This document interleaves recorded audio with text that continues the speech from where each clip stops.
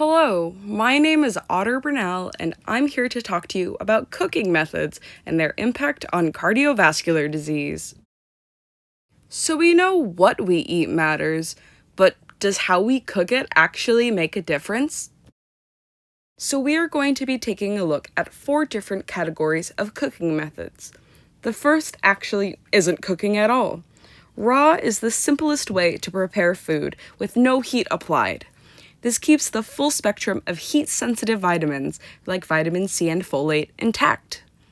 Steaming and boiling cook food using water, either by immersing it or by exposing it to hot water vapor. These methods soften fibers and can make certain nutrients, like beta-carotene in carrots, more bioavailable. Stir-frying and sautéing involve medium to high heat with a small amount of oil. Stir-frying is traditionally done in a wok at higher temperatures, while sautéing is done in a shallow pan over medium-high heat. These methods allow for quick cooking, which can preserve vitamins that degrade with prolonged heat.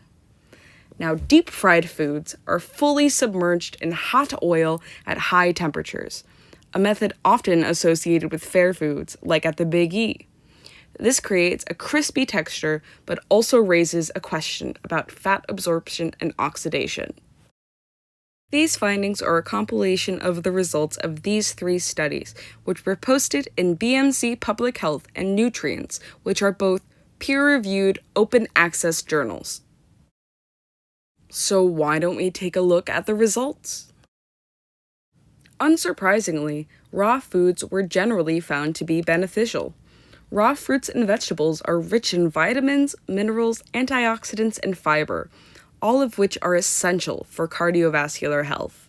Fiber, for example, binds to cholesterol in the gut and helps remove it from the body, reducing overall cholesterol levels. Antioxidants like vitamin C and polyphenols prevent oxidative stress, which is a major driver of LDL oxidation, the first step in plaque formation in arteries.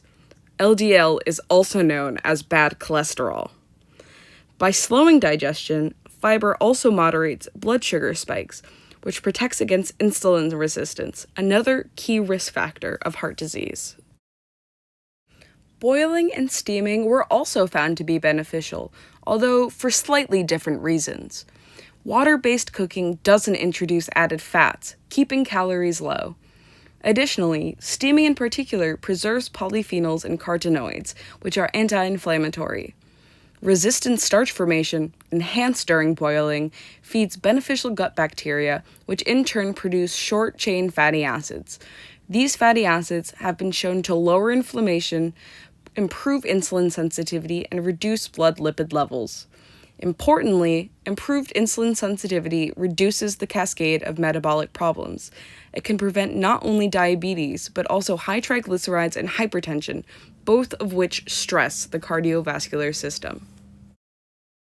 Stir-frying on sautéing had mixed outcomes, which makes sense scientifically. On one hand, quick cooking helps retain heat-sensitive vitamins and can even increase absorption of fat-soluble nutrients like vitamins A, D, E, and K thanks to the oil. Olive oil, used in Mediterranean cooking, contains monounsaturated fats and antioxidants like oleocanthal, which reduce inflammation and protect blood vessels. But if too much oil is used, calorie intake rises quickly, promoting weight gain and insulin resistance, 2 of the biggest contributors to cardiovascular risk. Moreover, cooking oils that are heated repeatedly can form trans fats and advanced glycation end products, or AGEs, both of which are strongly linked to cardiovascular disease.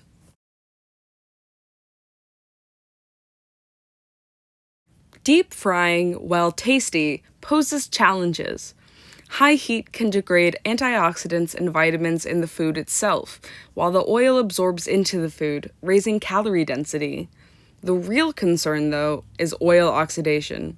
When oils like peanut oil, corn oil, or sunflower oil are heated to high temperatures, they form oxidized LDL and free radicals. Oxidized LDL is particularly harmful because it becomes sticky and embeds itself in artery walls. forming plaques that can rupture and cause heart attacks or strokes. However, the Mediterranean diets show us that oil type matters. Olive oil is more stable at high temperatures due to its high monounsaturated fat content and natural antioxidants. It not only resists oxidation better, but also brings heart protective benefits, such as reducing C-reactive protein, an inflammation marker directly linked to heart attack risk. So while deep frying isn't ideal, using stable oils and moderating intake significantly reduces harm. In conclusion, while cooking methods do influence nutrient retention and fat content, the biggest takeaway is that ingredients matter just as much, if not more, than the methods. Raw and steamed foods are heart-healthy staples. Stir-frying and sautéing, when done moderately with stable oils, are safe and can even be beneficial. Deep frying is risky, but using stable oils and keeping portions small can mitigate much of the harm. Always aim to use oil moderately and choose high-quality oils like olive, avocado, or sesame to protect your heart health.